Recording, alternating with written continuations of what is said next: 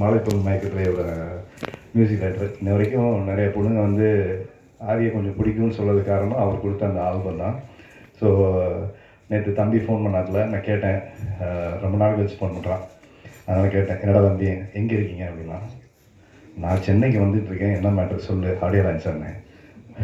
ஆமாங்கண்ணா, சரி நான் காலைல வரேன். இப்போ ஆக்சுவலாக இன்னொரு காலேஜ் ஃபங்க்ஷன் வேறு, சரி போகணும் 11 மணிக்கு, அங்கே தள்ளி வரேன்னு சொல்லிட்டு பசங்க வண்டி போட்டு வரலன்ருக்காங்க. அதான் பேசிட்டு சீக்கிரம் போயிடாண்டா, கொஞ்சம் முன்னாடி கொஞ்சம் பேசுகிறதுக்கு வாய்ப்பை கொடுத்துருந்தேன். ஸோ காரசாரமாக விவாதம் போயிட்டுருக்கு காரா படத்தில். ஏன்னா வந்தவொடனே எனக்கு தலைப்பு பார்த்தோன்னா எனக்கும் கன்ஃபியூஷன், என்னடா வந்து படம் என்கிட்ட டைட்டில்னு சொல்லலை, எதுவுமே போஸ்ட்டும் அனுப்பலை. எனக்கு கூப்பிட்ருக்கேன், விஜய் முருகன் சாரையும் கூப்பிட்ருக்கான். அவர் காலையில் ஃபோன் பண்ணி அவர் கேட்டார், கூப்பிட்டாண்டா திடீர்னு இப்போ தெலுங்கு பிஸ்னஸ்க்கு ஆள் வந்துட்டாங்க, அவன்கிட்ட சொல்லு வர முடியலன்னு சொல்லிட்டு. என்ன படம்னு என்ன கேட்குறாரு. இல்லை சார் அவன் கூப்பிட்டா வரான்னு சொல்லிட்டேன், எந்த தகவலும் இல்லை, எனக்கு எதுவுமே அவன் அனுப்பலை அப்படின்னேன். அப்படின்னு சரி விஷ் பண்ணேன்னு சொல்லிவிடு, இந்த மாதிரி வர முடியலன்னு சொல்லிடு அப்படின்னு சொன்னார். உள்ளே வந்தோடனே எனக்கு கன்ஃபியூஷன். இந்த பக்கம் இந்த போஸ்ட் சுற்றும் போது இதில் கரண்ட் இருக்குது, அந்த பக்கம் தனுஷோட போஸ்ட் இருக்குது, இவர் டைட்டில் அவர் எடுத்துட்டாரா, அவர் டைட்டில் இவன் எடுத்துட்டாரா அப்படின்னு சொல்லிட்டு ஒரு குழப்பத்திலே தான் நான் உள்ளே வந்தோடனே.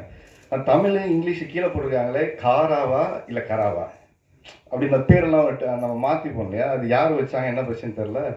வந்து உட்காந்து நானும் சாராக தான் பேசிகிட்டு இருந்தேன். வந்து உட்காந்தோடனே அவர் பொங்கி இருக்கிறதெல்லாம் கொட்டிட்டார், அவர் மனசில் இருந்த விஷயங்கள் எல்லாத்தையும். இது ஒரு குழப்பம்தான். இது வந்து இப்போ நாங்கள் எந்த காராவை பார்க்கணுங்கிறத முதல்ல ரிலீஸ் டேட்டை வச்சு தான் முடிவு பண்ணோம். இந்த டேட்டில் ரிலீஸ் ஆன படம் மகேந்திரன் படம், அந்த டேட்டில் ரிலீஸ் ஆன படம் தனுஷ் படம். ஸோ அதனால் தம்பி தனுஷோட ரெடி ஆகிட்டான்னு நினைக்கிறேன். ஏன்னா வழக்கமாக மாஸ்டர் மகேந்திரனா நமக்கு தெரியும்ல, மாஸ்டர் இனிமேல் அழிஞ்சு மகேந்திரனா அவருடைய பேச்சு நிறைய இடங்களில் முதிர்ச்சியோடு இருக்குது. ரொம்ப அதுக்கு வாழ்த்துக்கள். ரொம்ப நிறைய பக்குவமாக பேசுகிறான், மைக்கெல்லாம் பார்த்துட்டு. ஏன்னா நாங்கள் சின்ன வயசுலேருந்து அவனை பார்த்துட்டே இருக்கனால என் ஒய்ஃப் சொல்லிட்டே இருப்பாங்க, அவனை ரொம்ப பிடிக்கும் வீட்டில். அவனை பார்த்தே ஒரு இடம் ரொம்ப நாள் ஆச்சு அப்படின்னாங்க. அவன் ஒரு வீடியோ பேசியிருக்கான், அவனை பார்த்து அவன் எப்படி பேசுகிறான்னு சொல்லிட்டு அப்படின்னு சொல்லி 2 பேரும் ரொம்ப பெருமையாக பேசிகிட்டு இருக்கோம். அதனால் அவன் வந்து தளபதி ஃபேன் வேறு. அதனால் மைக்கை பிடிச்சான்னா சில நேரம் உணர்ச்சிப்பட்டு மனசில் இருக்க எல்லாத்தையும் பற்றிக்கலாம் உட்கார சொல்லலாம், நிறைய பேசணும் அவனை பற்றி. ரொம்ப ரொம்ப அவன்கிட்ட எனக்கு பிடிச்ச விஷயம் என்னன்னா டிட்டர்மினேஷன். ஒரு வேலையை எடுத்துக்கிட்டோம் அப்படின்னா அதை முழுமையாக செஞ்சிடணும். தோத்தா கூட அவனால் அப்படியே பல்ல கடிச்சிட்டு இருப்பான். ஒரு ஷார்ட் பேட்மெல்லாம் ஆடும்போது தோத்துட்டோன்னா அதை ஏன் தோற்றோம், அதை எப்படி சரி பண்ண முடியும், ஆனால் வாங்கினேன் திருப்பி ஒரு கேம் போட்டு ஜெயிப்பான் அப்படின்வான். அவங்ககிட்ட ஒரு நல்ல ஸ்பிரிட் இருக்கு. எல்லாரும் வெற்றி தோல்வி வரும், ஆனால் இந்த மாதிரியான ஹீரோக்கள் இருக்கிற குவாலிட்டிஸ் என்னன்னா, ஒரு படத்தை தோளில் சுமந்துக்கிட்டு போகக்கூடிய ஹீரோக்களில் மிக முக்கியமான ஒரு ஹீரோ. கடைசி வரைக்கும் அந்த படத்துக்கு என்ன வேலை செய்யணும், நான் 4 வருஷத்துக்கு முன்னாடி டேட் கொடுத்தாங்கன்னா அது வந்து இன்றைக்கும் அந்த படத்துக்கு நம்ம நேர்மையாக வேலை செய்யணும். கையில் அதுக்கெல்லாம் வேறு ஒரு புது படம் வந்தால் கூட அந்த படத்துக்கும் நம்ம சரியாக நியாயமாக செய்யணும். அந்த தயாரிப்பாருக்கு அந்த இயக்குனருக்கு அது என்ன செய்யணுமோ அதை செய்கிறது இருக்குல்ல. நேற்று அவன் பொண்ணை ஃபோன் கால் கூட எனக்கு தெரிஞ்சு ஒரு 50 பேர் கூப்பிட்டுருப்பான்னு நினைக்கிறேன். ஏன்னா இன்றைக்கி நிறைய நடிகர்கள் படம் நடிக்கிறோம், அவங்க நடித்த படத்துக்கு விளம்பரத்துக்கு அவங்களே வர்றதில்லை. இப்போ அது ஃபேஷன் ஆகிடுச்சு. இப்போது அது ஹீரோயினாக இருக்கட்டும், சில இடங்களில் ஹீரோவாக இருக்கட்டும், யாருமே வர்றதில்லை.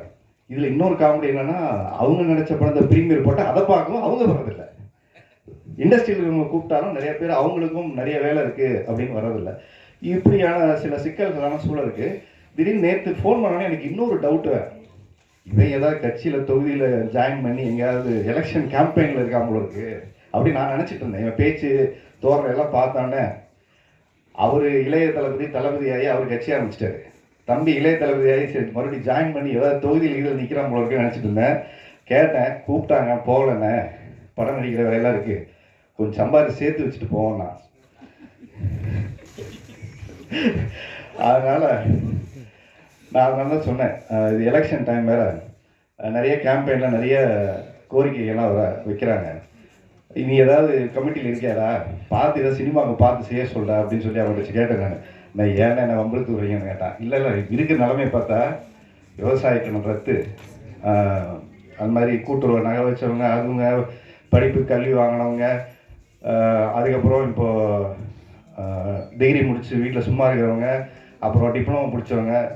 எனக்கு ஒரு டவுட் வந்துச்சு, ஐயோ நம்ம 8th fail 8th pass 10th fail நமக்கெல்லாம் ஒன்றுமே இல்லையா, அப்போது இந்த ஃபெயிலான கூட்டத்துக்கெல்லாம் ஒன்றுமே இல்லைங்கிற ஒரு கவலை நிறைய பேர் இதை பார்த்தா அவங்களுக்கு இருக்கும்.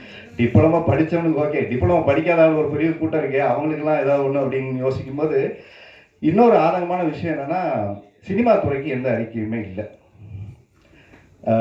ஸோ இன்னைக்கு நிற்கக்கூடிய அனைத்து கட்சிகளுமே நிறைய மக்களுக்கான நிறைய திட்டங்களை அவங்க அறிவிச்சிருக்காங்க. அதை பற்றின விமர்சனங்களை விட்டுருவோம்.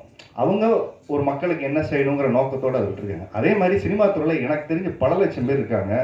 பல குடும்பங்கள் இந்த சினிமாவை நம்பி இருக்கு. அவங்களுக்கான ஏதாவது ஒரு திட்டங்கள் இருந்தால், எங்களுக்கெல்லாம் ஓட்டு இருக்கு, ஞாபகம் வச்சுங்க, சினிமாவில் இருக்கிறவங்களுக்கும் ஓட்டு இருக்கு. அதனால அவங்களுக்கான சில திட்டங்களையும் நீங்கள் கொஞ்சம் அறிவிச்சிங்கன்னா நாங்களும் மனசு சந்தோஷப்பட்டு இதெல்லாம் வந்தால் இதெல்லாம் செய்வீங்கன்னு எங்களுக்கு ஒரு சந்தோஷம் இருக்கும். ஏன்னா ரொம்ப நாளாக அந்த டிக்கெட்டிங் ஆன்லைன் டிக்கெட்டிங்கான விஷயங்கள் கொஞ்சம் அதை முறைப்படுத்தணும், அதுக்கான விஷயங்கள் அவங்க ரொம்ப நாளாக கோரிக்கையாக வச்சுக்கிட்டே இருக்காங்க.